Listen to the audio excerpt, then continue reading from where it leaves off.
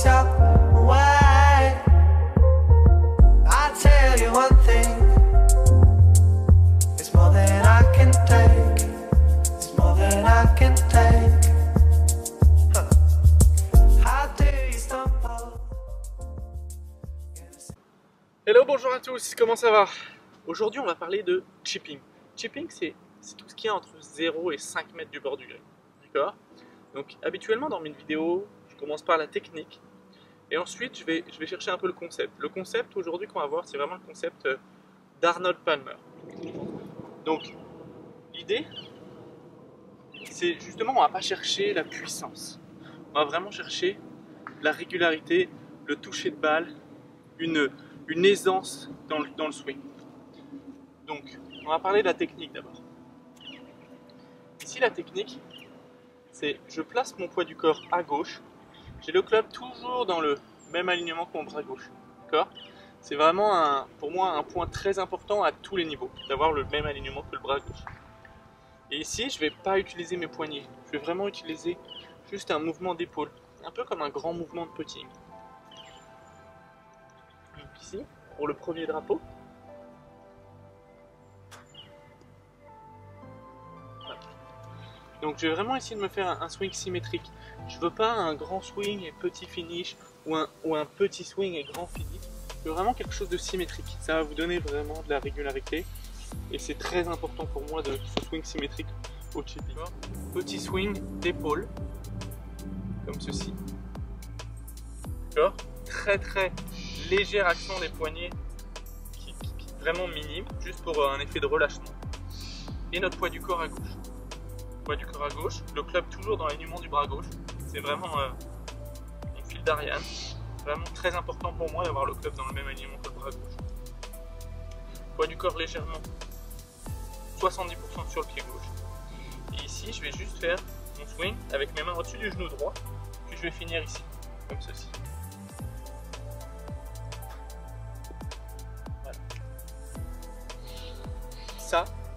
Voilà, ça c'est ma technique de chipping.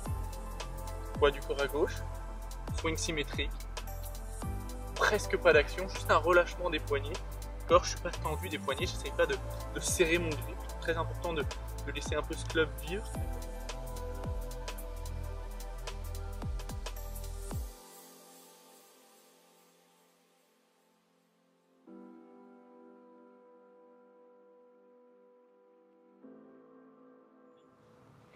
Donc le grand problème que je vois chez les amateurs, c'est vraiment de vouloir utiliser un seul et même club autour du green comme ça. Donc là pour mon premier drapeau ça va être le sandwich et pour mon dernier drapeau ça va être aussi mon sandwich. Ce qui va se passer, c'est que je vais avoir en fait 14 swings différents pour 14 distances différentes. Moi ce que je veux, c'est un swing différent, un swing exactement le même swing pour vraiment une dizaine de distances de roules différentes. Et c'est vraiment l'enseignement que moi j'essaie de transmettre, de faire toujours le même swing en changeant de club. Donc on va commencer par exemple avec le pitching wedge. Donc je vais essayer de faire le même swing que je vous ai fait précédemment. Et en fait on va voir que ma distance va changer.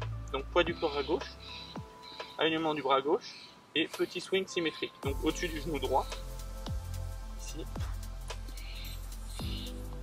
Ici, je vais chercher le deuxième drapeau. Donc, pas de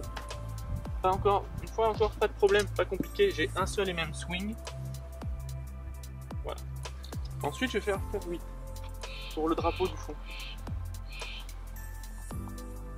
Exactement la même chose. Je vais chercher un point de chute assez court.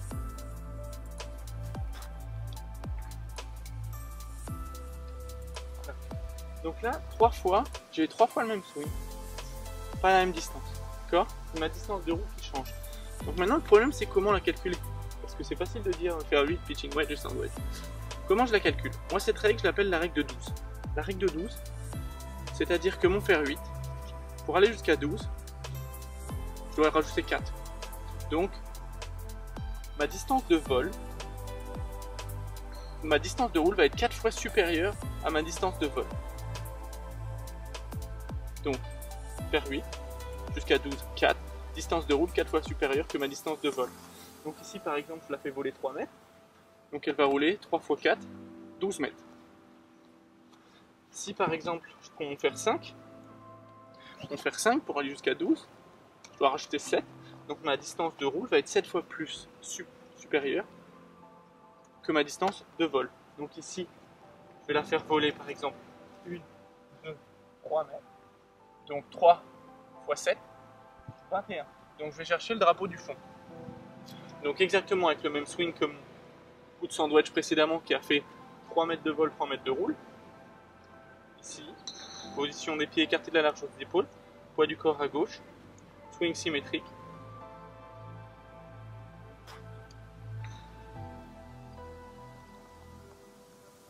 Voilà, il n'y a pas de casse. L'idée c'est d'avoir de la confiance, d'accord? Vous êtes confiant, vous savez que cette distance-là, vous allez faire donc 20 mètres de roule à peu près. Vous n'allez pas en faire 30, vous n'allez pas en faire 10. L'idée c'est d'avoir de la confiance. Et ça va être tellement important autour du green. Parce que combien de fois les joueurs me disent « Ah, moi j'ai toujours un problème aux approches, je fais un coup d'approche, je le top, je vais au fond, je dois recommencer. » Que là, l'idée, le but du jeu, c'est d'être dans les 5 mètres autour du drapeau, d'accord?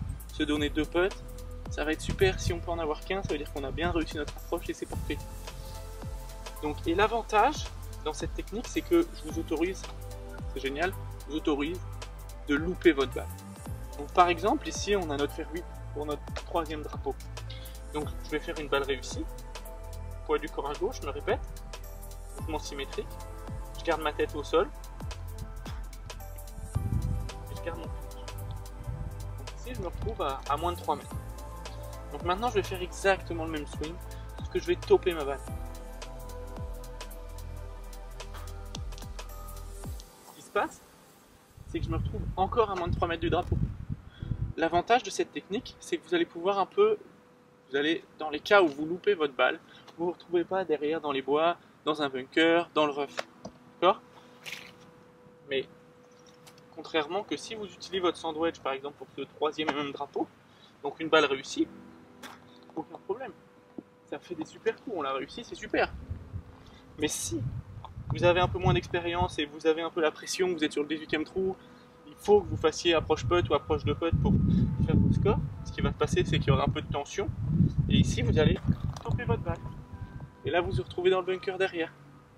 Donc c'est ça, l'avantage de cette technique, c'est d'utiliser des fers un peu plus fermés. Donc avec cette règle de 12, pour un fer 8, 4 fois plus, pour un fer 7, 5 fois plus, pour un pitching wedge qui est le fer 10, ça va être 2 fois plus. Donc 2 fois plus que la distance de vol, ça va être votre distance de roule. Donc voilà, et vraiment c'est une technique qui aide énormément mes étudiants quand ils vont sur le parcours. Donc si vous avez des questions, n'hésitez pas à laisser des commentaires avec cette vidéo. Et je vous invite vraiment à vous abonner pour avoir toute la suite de mes vidéos. J'espère que ça vous a plu. À bientôt.